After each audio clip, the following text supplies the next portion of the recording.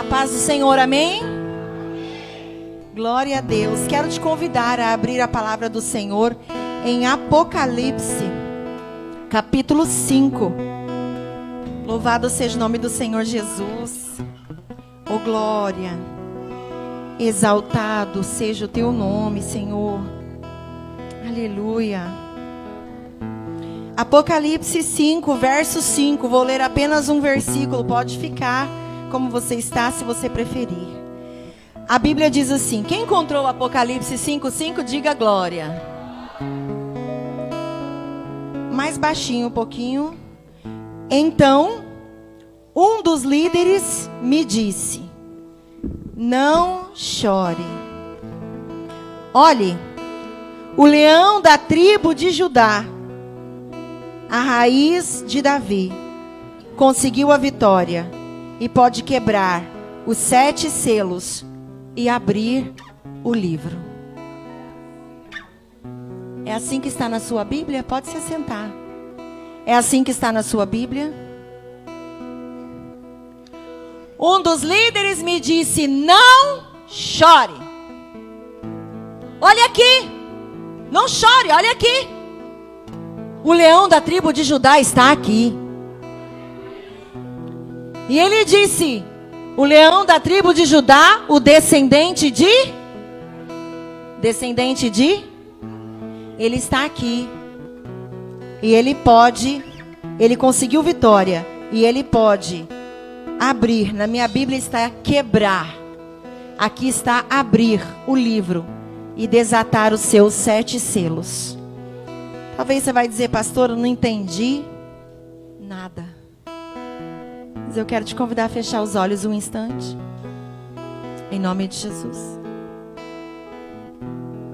Louvado e exaltado seja o nome do Senhor. Nós não estamos aqui hoje, como foi dito tantas vezes pela diaconisa Flávia. Nós não estamos aqui hoje para pedir. Nós estamos aqui para agradecer. Para entregar ao Senhor tudo que Ele merece, toda honra, toda glória, todo louvor e toda exaltação. Você é dele, a tua vida é dele. Nós estamos aqui por causa dele. E se não fosse por ele, certamente não estaríamos mais neste lugar. Olha aqui para mim. Nós estamos comemorando o que hoje? Pode falar sem medo, porque você está na casa do Pai. Hoje se comemora o dia da Páscoa. Dia da Páscoa é dia de comer chocolate, amém? Sim ou não?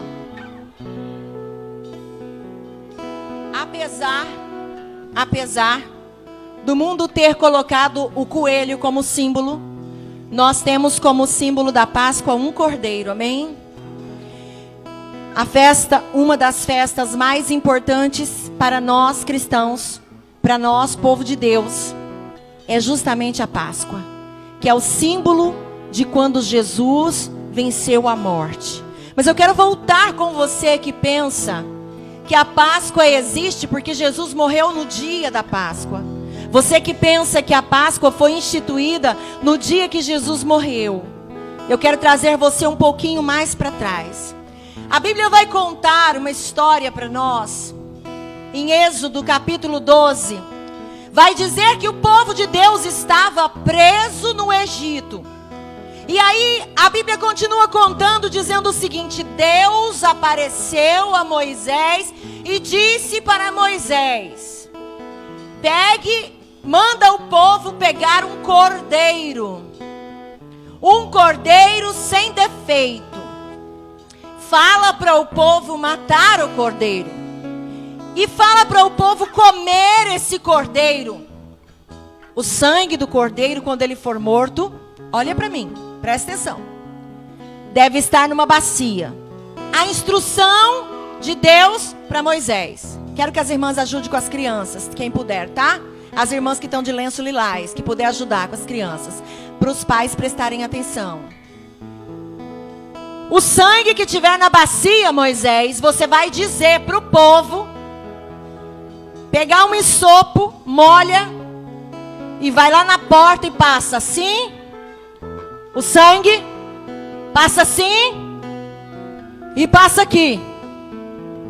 O sangue do cordeiro sem defeito. Porque eu vou passar, o Senhor diz.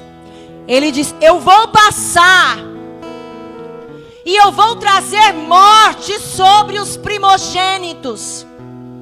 Mas quando eu passar e ver o sangue no umbral da porta, eu passarei por cima e vocês estarão protegidos.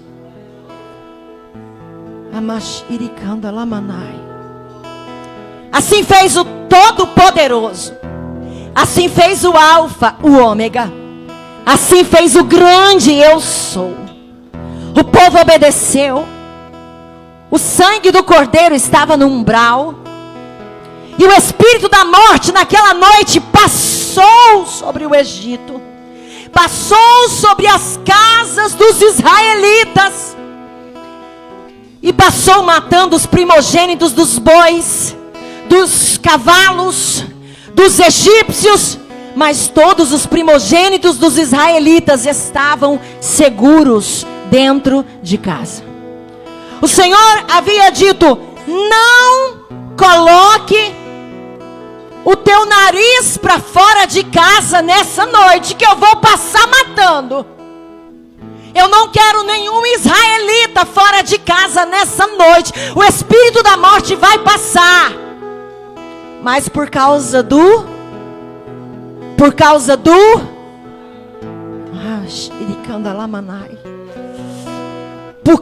sangue nessa casa não haverá morte. E aí o Senhor disse: vocês vão comer pães sem fermento. E comemorem. Lá em Êxodo, eu estou falando de Êxodo, quando o povo estava preso no Egito. Aí o Senhor disse: depois que o espírito da morte passar e vocês ficarem vivos por causa do sangue, comemorem esse dia como festa religiosa, para lembrar que eu, o Senhor, fiz isso. Vocês e os seus descendentes devem comemorar para sempre a festa da Páscoa. Êxodo capítulo 12. Jesus não estava aqui. Quem estava aqui, quem estava liderando o povo era Moisés, que falava face a face com aquele que tudo fez, aquele que é o primeiro e o derradeiro, Deus Pai Todo-Poderoso. E o Senhor disse mais: quando seus filhos perguntarem para vocês o que quer dizer essa cerimônia chamada Páscoa, vocês vão responder: é o sacrifício da Páscoa em honra do Senhor Deus. Pois no Egito, aleluia, ele passou pelas casas dos israelitas e ele não parou com o espírito da morte. O Senhor matou os egípcios, mas não tocou em nossas famílias. O Senhor disse: quando os teus filhos te perguntarem o que é Páscoa. Êxodo capítulo 12, versículo 26 e 27, para quem não sabe responder para filho. Nós comemoramos a Páscoa, porque a partir dessa noite, houve uma passagem do povo do Egito para o caminho até a terra prometida. Isso foi instituído pelo Todo-Poderoso. E a Bíblia me diz que ele pediu o cordeiro. Ele pediu para o povo e disse: olha, se sobrar na tua casa, se sobrar, você chama um vizinho para comer nessa noite. E se ainda sobrar, coloca fogo em tudo, mas não deixa para amanhã. O cordeiro de hoje é para hoje. O sangue deste cordeiro é para essa noite. O povo entrega o cordeiro e usa o sangue deste cordeiro, o sangue de um cordeiro que era criado no fundo do quintal, que era criado nos pastos. O sangue de um animal, segundo a palavra de Deus, teve o poder de livrar da morte. Tem alguém que já está entendendo o que Deus quer falar?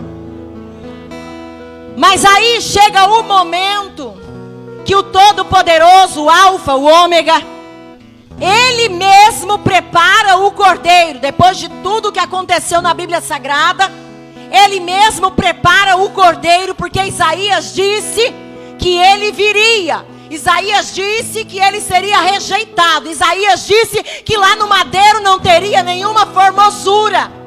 Chega o momento que o próprio Deus entrega o cordeiro, e ele vai como um cordeiro mudo para o matadouro, sem reclamar, sem desistir. E ali ele é imolado por amor a nós, pregado no madeiro. Eu não vim hoje aqui para te emocionar, não, porque eu poderia trazer uma pregação emocionante, pegar o azorrague, mas eu quero trazer conscientização sobre a igreja. Eu quero trazer ensino sobre a igreja. O próprio Deus que havia pedido o cordeiro, Ele disse: eu quero um cordeiro sem defeito. Porque o sangue para ser passado aqui tem que ser de um cordeiro sem defeito. Muitos anos depois, Ele entrega o cordeiro sem defeito para uma humanidade que rejeita o cordeiro sem defeito. Ele entregou o cordeiro para que Ele estivesse no meio de nós, e para que através dele nós pudéssemos ser salvos. Olhando para a cruz do Calvário, nós conseguimos imaginar o quanto sangue ele verteu, sendo cordeiro puro, sem mácula, sem mancha e sem pecado. Se o sangue de um animal criado no fundo do quintal, no pasto, é capaz de livrar-nos do espírito da morte, o que o sangue do Cordeiro Jesus é capaz de fazer na nossa vida? O que o sangue de Jesus não é capaz de fazer sobre a nossa vida, sobre a nossa casa e sobre a nossa família. Eu quero declarar que sobre a tua vida, o sangue de Jesus tem poder. O sangue de Jesus tem poder na tua casa. O sangue de Jesus tem poder lá nos teus filhos. O sangue de Jesus tem poder para te livrar, para te curar. O sangue de Jesus, ele tem poder para livrar da morte, para livrar da perdição. O sangue de Jesus tem poder.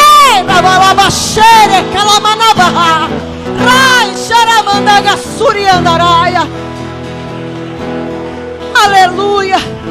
Bate no peito e diga: o sangue de Jesus tem poder.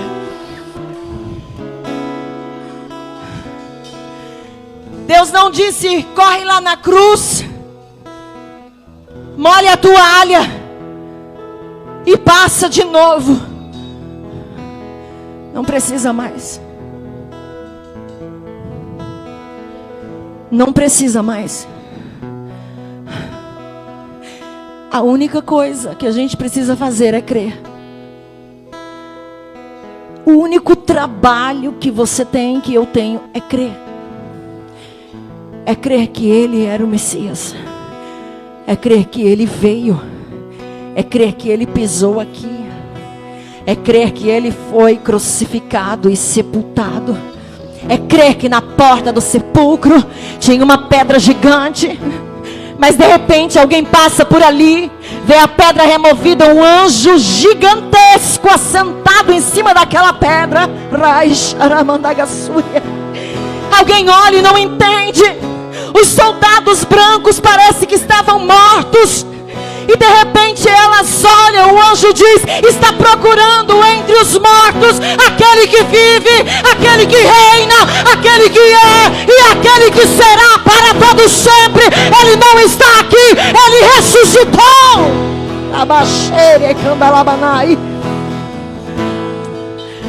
Mas aí existiram pessoas que só acreditavam se passasse o sangue.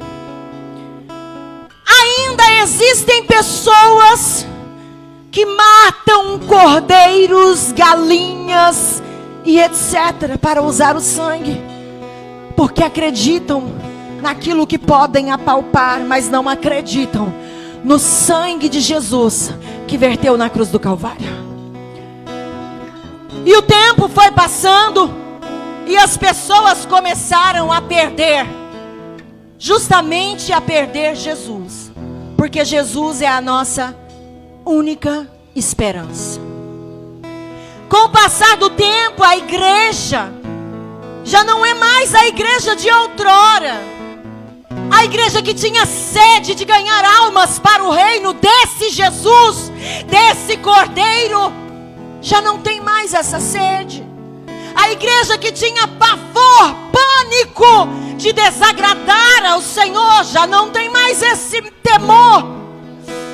A igreja que antes amava uns aos outros e repartiam uns com os outros, hoje é uma igreja egoísta, hoje é uma igreja que só pensa em si mesma. Até para fazer parte do Cordeiro, o Senhor disse, é para fazer com a sua família e com o seu vizinho. Mas a igreja foi perdendo a esperança. A igreja foi trazendo sobre si as dores da desesperança. O que é esperança? É esperar. A igreja foi trazendo uma desesperança, que é um estado emocional daqueles que já não esperam mais. Não esperam mais por nada e não esperam mais por ninguém. Parece que tudo que aconteceu aqui nessa mesa, aleluia, na quinta-feira, tudo que aconteceu aqui nessa cruz na sexta-feira e tudo que aconteceu no dia de hoje, no domingo, parece que é mais uma história contada por Maurício de Souza, o escritor da Mônica. Parece que é só mais uma história de um livro qualquer. Parece que tudo está tão, tão, tão longe de mim, de você. Jesus está perguntando: por que você perdeu a esperança? Por que perdeu o temor? Por que perdeu o amor? Por que deixou de ser quem você era? Por que a desesperança tomou conta da igreja de Cristo? A falta de expectativa para o amanhã. Nós estamos vivendo tantos de nós. Estamos vivendo tantos de nós. Tantos. Como se não tivéssemos expectativa para o que vai acontecer na nossa vida. Amanhã, depois de amanhã, o ano que vem. Ou quando a trombeta soar no céu. Estamos vivendo como alguém que não tem esperança mais daquilo que está por vir, que parece que tudo que está escrito aqui na Bíblia Sagrada está muito distante. Não, desde que a minha avó era menina, ouvia-se falar, Jesus está voltando. Eu já tenho quase 50 anos e a história é a mesma, Jesus está voltando, Jesus está voltando, Jesus está voltando. O Senhor está falando com uma igreja que resolveu não esperar mais. Uma igreja que se cansou de esperar, que perdeu a esperança em Cristo Jesus, perdeu a esperança da salvação, perdeu a esperança de se encontrar com Ele nos ares, perdeu a esperança de ser transformado num corpo glorioso. Porque quem fala isso não sou eu, é a Bíblia. A Bíblia garante que nós, que não morrermos, seremos transformados num corpo glorioso e encontraremos com o Senhor nos ares. Por que a gente acha que essa história está muito longe? Por que nós estamos pensando que essa história não vai acontecer? Por que é que nós estamos achando que essa história até vai acontecer, mas é daqui milhares e milhares de anos? O Senhor está dizendo, essa história pode acontecer hoje. A trombeta pode tocar hoje. Ele pode descer nos céus hoje. Ele virá e ninguém saberá o dia e nem a hora. Muitos estarão casando, outros estarão trabalhando. E é justamente nesse momento que ele virá. Porque senão ele poderia ter ficado dentro do sepulcro. Ele poderia ter continuado ali. E a história ter acabado justamente ali. Mas não. Alguma coisa estava preparada para depois do sepultamento. A ressurreição estava preparada. E assim como a Bíblia diz para mim e para você no livro de Hebreus, não seja ignorante acerca dos que dormem, porque se nós cremos que Jesus morreu e ressuscitou, ressuscitarão também os que dormiram em Cristo, e depois nós que estaremos vivos seremos arrebatados e moraremos com Ele e encontraremos com os nossos que partiram primeiro. Isso é esperança. Isso é esperar por uma promessa que existe e que foi liberada sobre a nossa vida. Porque quem se cansa de esperar por Jesus, quem se cansa de esperar pelo noivo, toma atitudes erradas. Ele não ressuscitou só para ir. Ele ressuscitou para ir e para voltar. Porque Ele disse: não se turbe o vosso coração. Na casa do meu Pai há muitas moradas. Eu vou para lá e eu vou preparar um lugar para você. E eu voltarei e os buscarei e os levarei para mim mesmo. Vós conhecereis o caminho. Eu sou o caminho, a verdade e a vida. E ninguém vem ao Pai se não for por mim.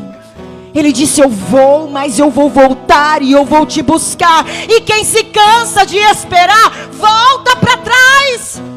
Quem se cansa de esperar tem atitudes que desagradam o Mestre, porque Ele mandou esperar em santidade, Ele mandou esperar em amor, Ele mandou esperar em perdão. Ou será que 3 anos de ministério foram jogados no lixo e nós vamos ficar esperando Jesus nos matando, esperando Jesus pecando, esperando Jesus sem vigiar?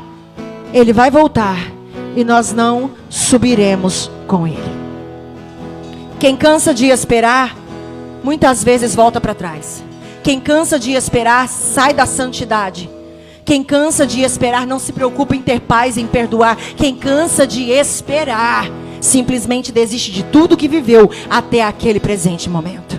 E o Senhor, Ele tem visto uma igreja que está cansada de esperar. E Ele manda uma mensagem de esperança para a igreja dizendo: nesta noite, em nome de Jesus, traga à tua memória aquilo que pode te dar esperança. Será que você pode se lembrar de tudo que eu já fiz na tua vida? Será que você pode se lembrar de quando você estava esquecido, eu estava lá? Será que você pode se lembrar do lugar de onde eu te tirei? Será que você pode se lembrar das noites de choro que eu passei contigo? Será que você pode se lembrar que todas as chicotadas que eu levei eram para você, mas eu levei por amor a você?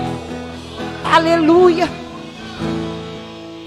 Como não lembrar da desesperança dos 2 discípulos voltando para Emaús? Porque eles esperaram só 3 dias e desistiram. A desesperança chegou sobre eles. No 3º dia, a desesperança chegou sobre eles. E eu quero glorificar a Deus pela sua vida que está esperando há 3 meses, 3 anos, 30 anos, 50 anos, 60 anos e não voltou para Emaús. Eu quero louvar a Deus pela tua vida que até aqui está esperando Deus agir lá dentro da tua casa, está esperando ainda Deus agir no teu casamento, está esperando Deus agir com os teus filhos, está esperando Deus agir na tua igreja e não voltou para Emaús. Eu quero glorificar a Deus pela tua vida que está esperando no mesmo lugar da promessa. Aleluia. Oh, aleluia, Jesus. Nós te adoramos, Senhor. Eles estavam voltando para Emaús depois de esperar 3 dias, igreja. Jesus morreu na sexta e no domingo eles estão voltando e eles encontram Jesus no caminho. Todo mundo conhece a história. Eles dizem para Jesus: você é peregrino aqui e não sabe da notícia? Aquele que veio para remir Israel morreu e já é hoje o 3º dia. Ele disse que ressuscitaria. Eles estavam no 3º dia, no dia da ressurreição, mas estavam desesperançados. Sabe por que o Senhor te permitiu chegar até aqui? Para você ouvir: tenha esperança dentro da tua casa. Tenha esperança com tudo que Deus te prometeu. Deus te trouxe aqui para você ouvir. A esperança tem nome, o nome dela é Jesus. Jesus está dizendo para você: tenha esperança com os teus sonhos, os seus projetos, as tuas expectativas. Tenha esperança, sabe por quê? Ele ainda é o mesmo do Gólgota, o mesmo da crucificação. Ele é o mesmo do sepulcro, é o mesmo ressurreto e é o mesmo que está aqui. O mundo vive como se não tivesse mais nada depois da morte. E a Bíblia diz que quando ele morre, o véu se rasgou e muitos que estavam sepultados ressuscitaram. Quem disse que acabou com a morte?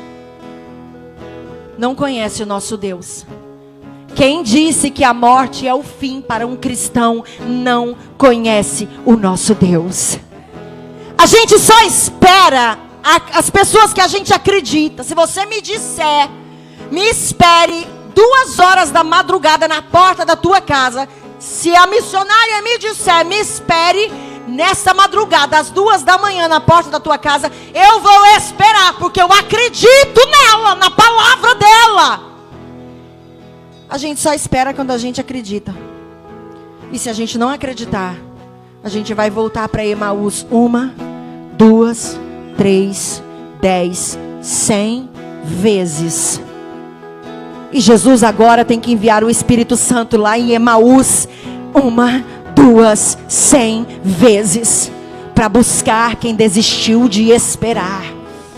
Para buscar quem se cansou de esperar. E nós vamos continuar esperando, sendo crentes, se nós verdadeiramente acreditarmos que Ele é o nosso Salvador. E se a igreja não acreditar, e se a igreja imaginar e pensar que a Bíblia é um conto de fadas, a igreja não vai permanecer. A igreja não vai conseguir. Sabe por quê? Porque os problemas são muitos. As dores são muitas. As decepções são muitas. Nós enfrentamos lutas todos os dias. E por que a gente não volta para Emaús? Porque eu tenho esperança. Os problemas no casamento são muitos, mas por que não tem a carta de divórcio? Porque eu tenho esperança. Foi preso, açoitado, está encarcerado, mas eu não desisto de orar porque eu tenho esperança. Saiu de casa, não voltou ainda, mas eu não paro de crer porque eu tenho esperança. Desistiu do chamado, virou as costas para Jesus, mas eu continuo orando por ele porque eu tenho esperança. E a minha esperança tem nome, o nome dele é Jesus. Esperar dá sono, sim ou não? Se eu for te esperar às 2 da manhã, porque eu acredito na tua palavra, eu vou ficar esperando até às 8, eu vou sentir um sono muito grande. Como as 5 virgens loucas sentiram sono e dormiram. O noivo voltou e elas estavam dormindo. E eu começo a olhar para um Jesus, para um homem que se fez um cordeiro imolado, para que eu tenha esperança. E ele não disse quanto tempo vai durar. Ele pode voltar agora e levar essa igreja inteira para os ares com ele. Mas ele pode voltar para mim essa noite. E eu morrerei tendo esperança de que vou morar com ele. E é essa esperança que Jesus quer que esteja dentro do teu coração. Aconteça o que acontecer aqui na terra. Passe por tudo que você tiver que passar aqui na terra. A esperança é de que um dia tudo isso vai se acabar. A esperança é de que um dia não vai ter mais morte, não vai ter mais choro, não vai ter mais dor, não vai ter mais traição, não vai ter mais adversidade, porque nós estaremos com ele. Essa é a nossa esperança. Aleluia. Jesus não estava lá porque ele cumpriu a palavra que foi lançada. Ele ressuscitou para cumprir a profecia. Ele não estava aqui brincando, mentindo, enganando, não. Jesus estava falando coisa séria. E todos os dias que você senta nessa cadeira, aqui deste altar é lançado uma palavra muito séria, a palavra do próprio Jesus, a palavra que ele deixou, a palavra que ele ensinou. Jesus não estava brincando, Jesus estava ensinando, e ele estava dizendo: se você não crer nas minhas palavras, você vai desanimar. E é por isso que a Bíblia diz que a fé vem pelo ouvir, e ouvir a palavra de Deus. Eu quero voltar em Apocalipse. Apocalipse que diz que o leão da tribo de Judá estava lá. Escute. Na mão direita daquele que estava sentado no trono. Quem estava sentado no trono? Deus. Na mão direita daquele que estava sentado no trono, eu vi um livro em forma de rolo. Estava escrito dos dois lados e selado com 7 selos. Eu vi também um anjo muito forte que perguntava bem alto: quem é digno de quebrar os selos?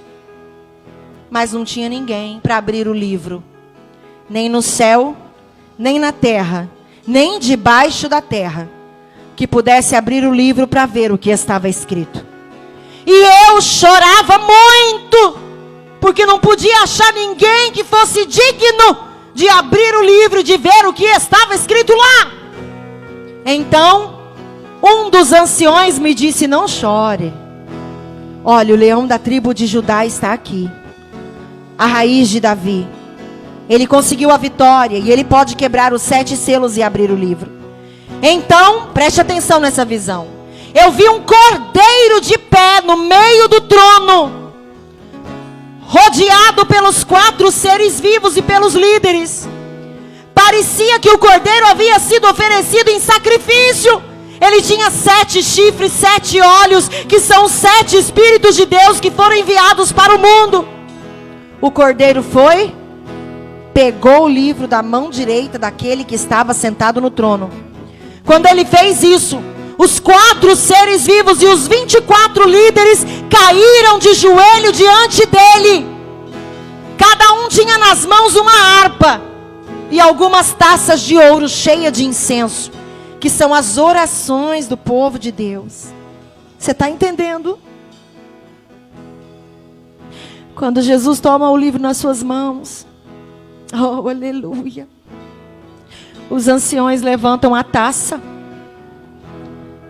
e dentro daquelas taças estão as nossas orações, as nossas súplicas. Tudo está sendo apresentado diante do Todo-Poderoso, igreja. Você não fala sozinho na madrugada, não. Você não está intercedendo sozinho, não. Você não está orando em vão, não. Você não foi esquecido na sua casa quando você ora, quando você louva, não. Tem uma taça no céu e as suas orações, elas são levadas pelo Espírito Santo de Deus e depositadas lá. E eles pegavam as taças e levantavam as taças e eles cantavam exatamente como foi cantado aqui. A morte venceste, o véu tu rompeste, a tumba vazia agora está. O céu te adora, proclama sua glória, pois ressuscitaste, vivo está. Poderoso esse nome é, poderoso esse nome é, o nome de...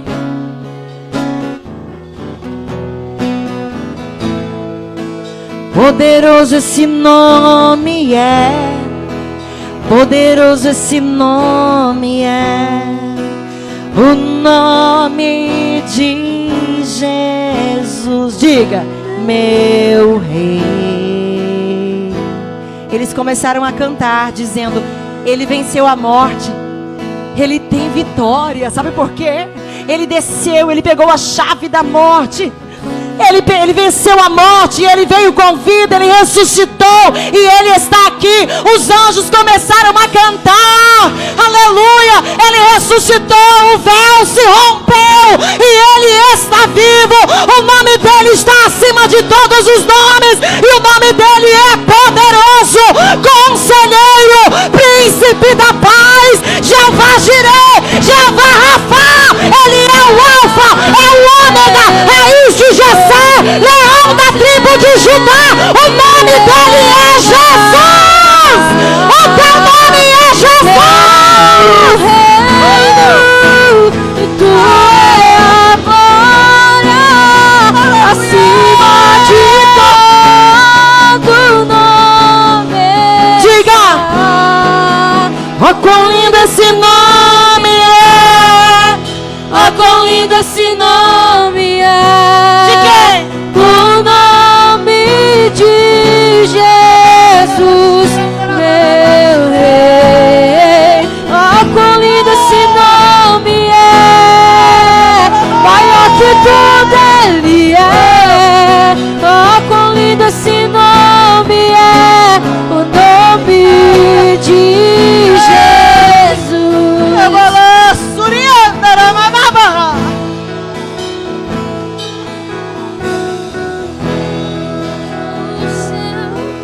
Eles começaram a dizer: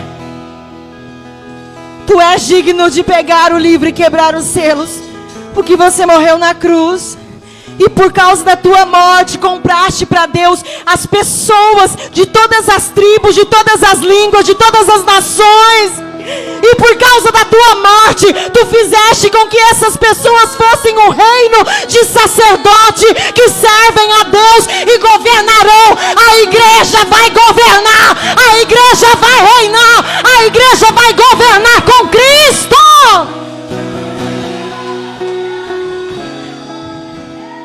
E ele diz na visão: eu olhei outra vez. Ele disse: eu olhei outra vez e eu vi, olha o que ele viu, eu vi muitos anjos, miríades, milhares e milhares e milhares de anjos. Eles estavam de pé em volta do trono. O trono que estavam os 4 seres vivos e o trono que estavam os anciões.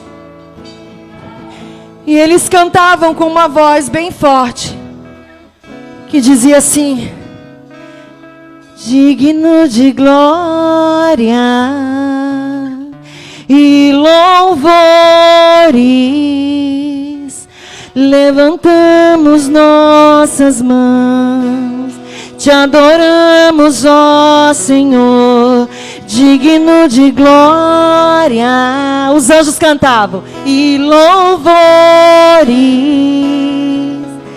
levantamos nossas mãos, te adoramos, ó Senhor, porque grande és tu.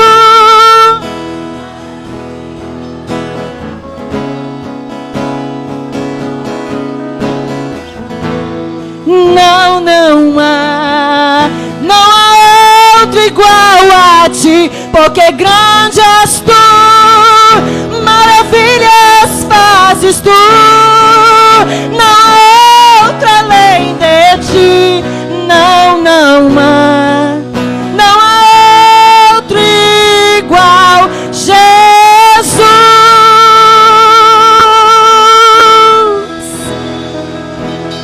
Os anjos cantavam assim.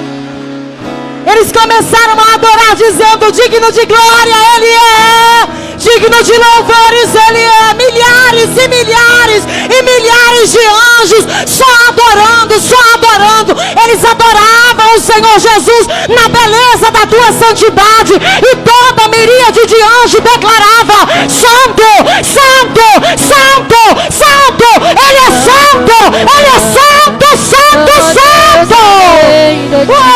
Porque grande és tu. fazes tu, não há outro igual a ti. Não há. Não há Deus além de ti.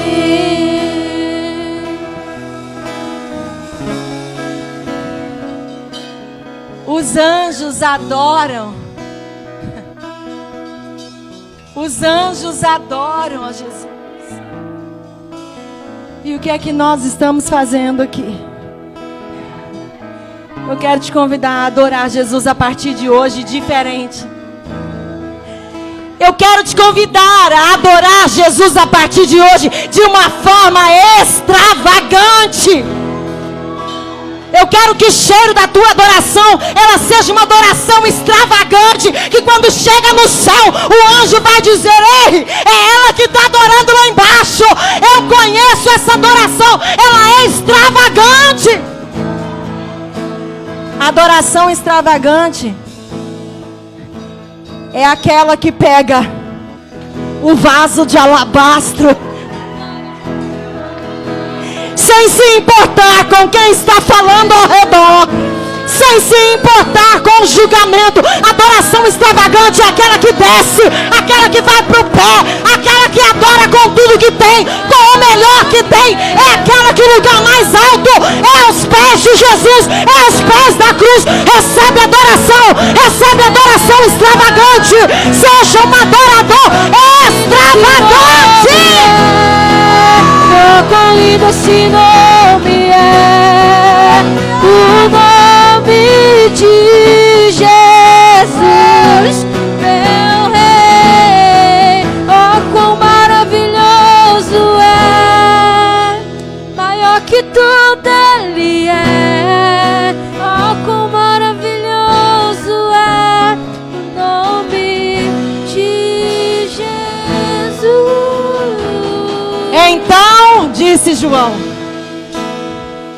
ele continua dizendo: então eu olhei de novo. Ele disse: então eu olhei de novo, e eu ouvia todas as criaturas que há no céu, na terra, debaixo da terra e no mar.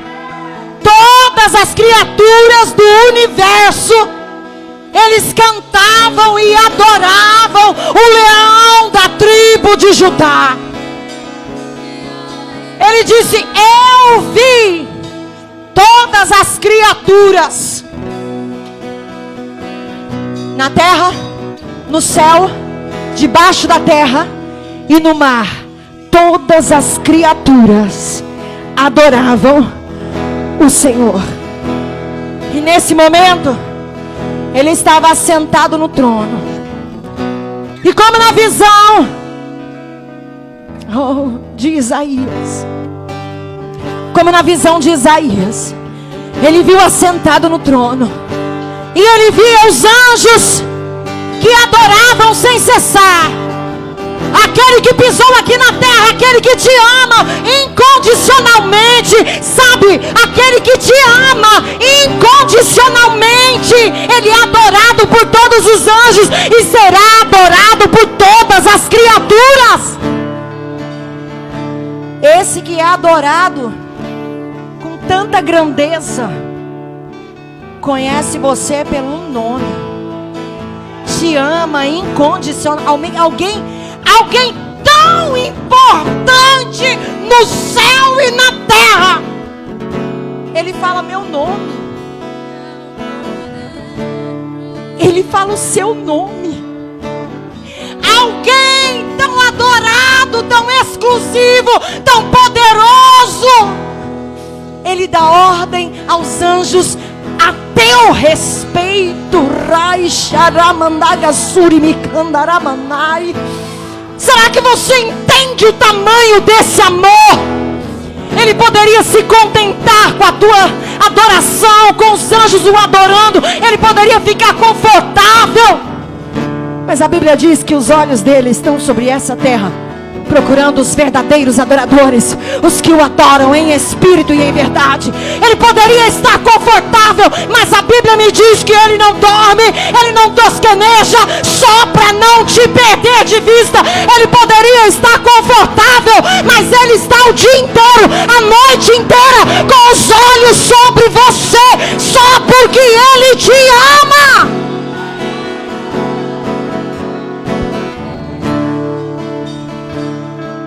E a Bíblia diz assim, que naquele momento, todos são todos, não sobrou mais ninguém, todos em cima da terra vão começar a adorar a Ele. Todos irão adorar, todo joelho se dobrará e toda língua confessará o teu nome. Oh, Ramai, Xerecanda, Labassurianda, Ramanai. E todos adoraram.